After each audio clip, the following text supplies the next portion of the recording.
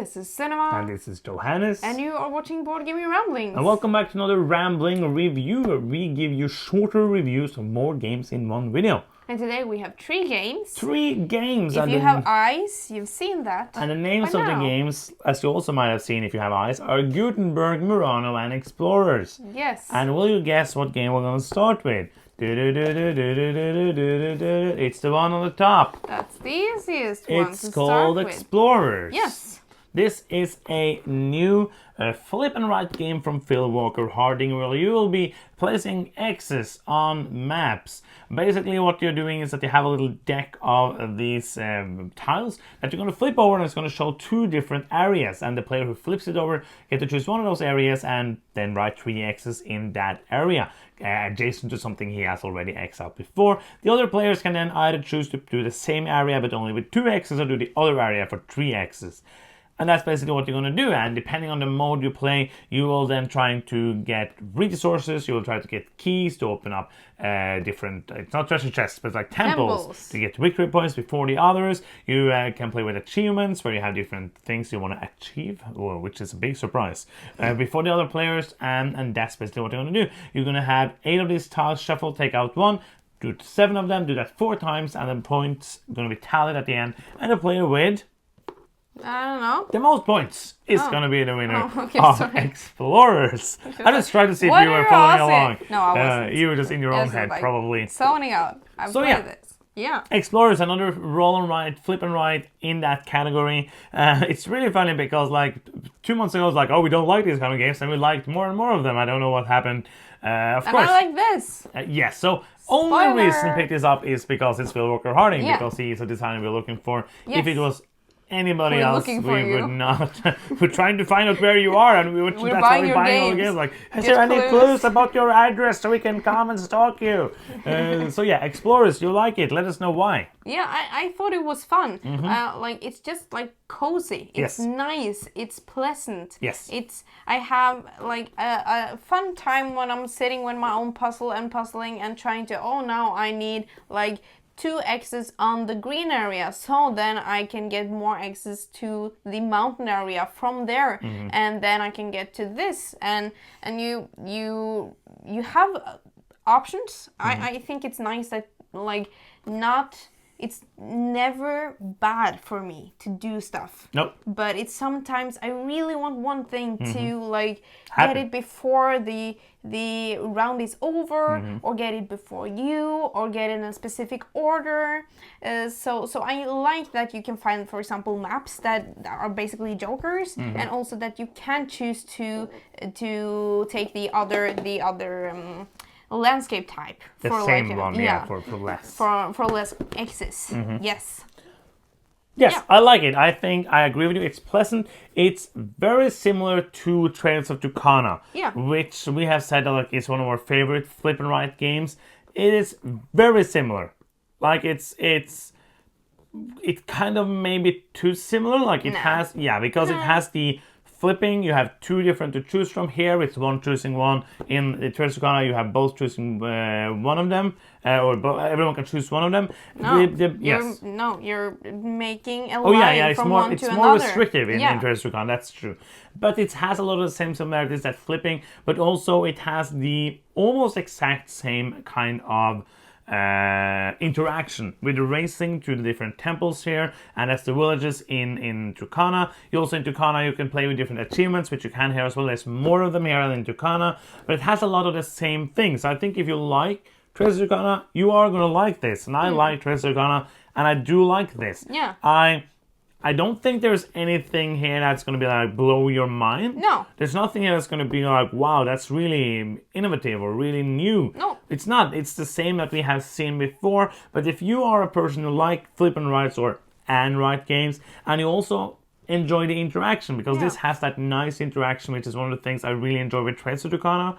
It has that racing feeling to all of the temples, and I really recommend playing with achievements, so you have more of that racing feeling as well. I think it's a very good game. I don't know if I need to own it in the collection for a long time, but I think you might want to keep it. Like for now, I think it's room for both this and Trails of Tucana in the collection. I Yeah. might Oh, yeah. change my opinion about that. My mind is later, but for now, I enjoyed it. I want to keep it for now. So basically, what we're saying is that you're going to see this in a year on Keep or Cup. Yeah, of When course. we're done with everything else, we're going to go back to all this newest game that we have just gotten now. Yes. In 2 years' time, like when we are 55. It's not that old. I don't know why I became an old Like person. 1 year. I hope I'm not 55 in 1 year. That's like gonna be a lot of things weird. have happened. So, rating time. What do you want to give Explorers? 7. It's a good game. Yeah, I think that is high. I'm going to give it a 6. I think it's above average, but not a good game. I think it's a good game. I think it's good, but a 6 is still good. Okay, yeah. Yes. You're redefining the rating system. How many party poppers? No, I'm not redefining the rating system. Go and watch that. Like, we just talked about this on Reddit right now. Like, 6 is still a good game. Like, the 5 is average, 6 is good, 7 is very good, 8 is amazing, 9 is super, super good, and 10 is best in the world. Yeah. Like, when we did the rating game, we defined 7 as good. Okay. And 6 as above average. Oh yeah, but it's. Just like I think a 6 can be I'm like. actually just kidding a little. No, but it's I'm just interesting. Like it's a very interesting discussion that because like but let's talk about that another time. We already did a video on that. Yes. So yeah, next watch up that one. we have Murano Light Masters from Madigo, and this is a very beautiful game. It has very very nice pieces. It sounded really intriguing when we heard about it and we got a demo like explanation. We didn't play the game, explanation of the game, and then we played the game. And what is the game about? Oh yeah, it's about being wonder. a light master. No, basically you have a hand of cards, and you cannot rearrange the cards, kind of like Bonanza style. And all of the cards are basically recipes for you to have the exact number of glass pieces in different colors. When you have that, you can play that card. And in your turn, you have to do like specific actions in specific order, and trying to maximize those actions to get those cards onto your hand. And basically it's a race to get all the cards onto your hand, but then you score as well, but like the game is going to end when one person gets all the cards onto their hand. So it's a very quick game. It says 30 minutes. We played it in like 12 minutes with 2 players, and we played it in about a half an hour with 4 players, which is one of the good things I can say about the game. Yes, it's not bad. It's just not very interesting in my opinion. When we were like interested in the game, I thought it was gonna be a little meatier. I think like it has an audience, but for me, I would, when I'm looking for games like this, I'm looking for games with a little more meaning for me. So I have games with the same simplicity, in my opinion, that I would rather play. I think there are some cool concepts, both with the cue system in your hand. I really love the artwork, and that beautiful. the pieces you're trying to make are matching the colors of the glass pieces that you need for it. I think that's beautiful. I think it's too short to give me something, but I think at the same time it's the right decision to keep it short, because it wouldn't be interesting for a long time. So like, I don't enjoy it that much. I wanted to like it more. It falls kind of between like 2 chairs for me. Like I enjoy the mechanisms, but I'm not having a lot of fun while playing the game. But I think, as you said, I think there's an audience for it, but it's not us. Yes. So it's not a badly designed game. And I think like this is obvious. Like everything we say is of course our opinion and stuff like that. Yeah, of course. But I would say it if I thought it was a bad design. But it's not a bad design. No, it's just like I agree. not an interesting design for me. Yes. So rating wise, I think this is an average game for me. I will give this one a 5. I think it's an average. I'm going to give it an 8. No, I'm just... it's a 5. I agree. Next up, we have like the... I'm going to push it out of the frame without falling off. Like that you're instantly putting things into keep or kill piles. Oh, yeah. Yeah. Then we have Gutenberg. This is one of the kind of hotter titles from Spiel. Yeah. It's from Grana Expert. I think like this is both like Yellow did Expert for Cora, which was still a pretty light-ish game, like a light to medium game. And this is the same. Grana usually makes very light family games. I know they wanted to make something else, which I think is nice, trying to do something more. Yes. And Gutenberg is a pretty light game about you being one of the first persons with a printing press, trying to print books and pamphlets and probably some CVs for people or something like that. You are basically, I don't know, there's nothing about that in the game, but you're basically... You're printing. Printing things. You have both the letters that you want to print, and you can get better in basically all of the decorations to make the books look better when you actually make them. So the game is very simple. You have kind of an auction for being first in different actions, being first in turn order, then break all the ties, and you place these black cubes behind your in different actions. The player who's lost have more of them, so it's kind of easier to win the one you really want to. And then there's going to go through the actions. You get new orders which you can fulfill. You will get new colors, new inks that you use to fulfill the orders. You will get better at these different decorations. You will be getting these cogs, which might be like the most coolest thing about the game, which you place on your playboard. Probably you see a picture of it, hopefully, if you took some pictures of that. I did. Picture of the cogs. It's there now. Now it's gone. No, it's probably there still. Just kidding. And you basically, these cogs have special abilities, and they're going to move around, basically making the special abilities different for each round that you have them. And then you're also going to do like some mastery thing. I don't remember the name, but you're trying to do special things for people, so you get points at the end of the game. That's like patrons, I think they are. Like people coming to your shop and saying, I want this, and you give it to them, and they are happy and give you 8 points. So the first time we played this 2 players, we did not find it very interesting. No, we didn't. I thought it was more interesting with 4. Yes. But still, it took a little long, and it was not interesting enough for me. I think the bidding for the actions is a clever idea. Yep. I think also like the resources with I love the components in this game. It's beautiful, like the letter pieces. Yeah. So cool. I think mostly those are the cool pieces. Like, I think the board looks kind of boring. The cards are just like now color and very boring. Okay, I love the component in this game. No, I agree. I just want to I didn't want to. I was not gonna like against you. Pictures. I was just saying to the people that I do not like how this game looks. Yeah, I like it. But yeah, the letters are really cool. And what I like is like, I think it's a neat idea with some permanent resources that you're trying to maximize because you don't lose the letters. You use them to print new orders. And then you want like the maxing or matching orders and trying to have like some easy and some hard contracts so you can score more at the same time.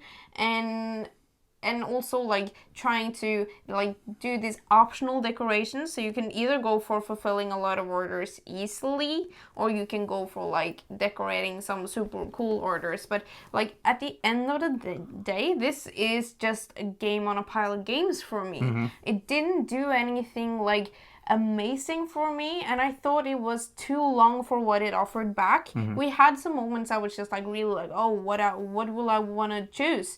But ultimately, it's not like I wasn't like very invested. I wasn't like, oh, this is so crunchy. I didn't get that fun feeling. No, I agree. I think like the cool thing, like the cogs are really cool. Yeah. Like you place them and then you place another one and you turn them, they turn around. It feels like you have to plan, okay, then I want this to be that and that the same as this, I place it this way. I like that. I also like the fact that the orders you have are 2 cards. One card is the letters and one card is the decorations. And if you only do, as I said, you can do only the letters, but you won't get a single point because the letter cards are only coins. Coins, yeah. That you can use to buy new letters.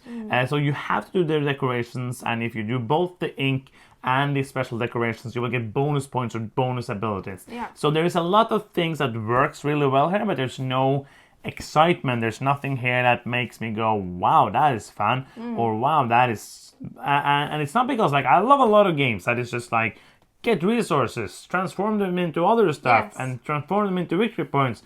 And I do enjoy some of the things in this game, but I agree with everything you said. It feels a bit long.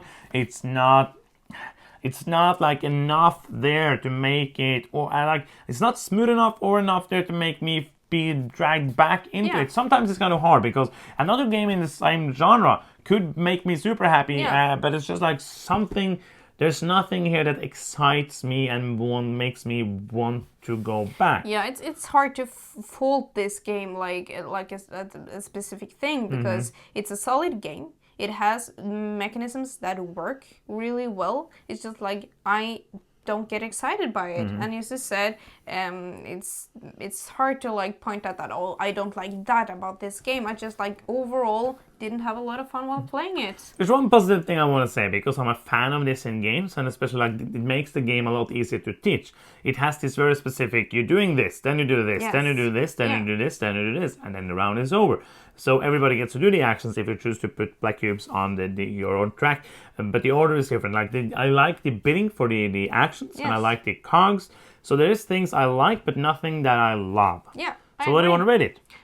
That's a good question. I think this is a 5.5 for me. And it's a little above average, but nothing I will seek out to play again. Yeah, I agree.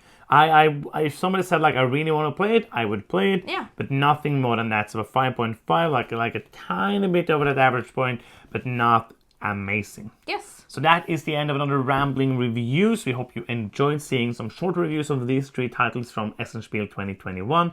If you are new to our channel and you have not subscribed yet, you can do so now by clicking the subscribe button. That would be amazing, and it's free, and it makes us happy like this.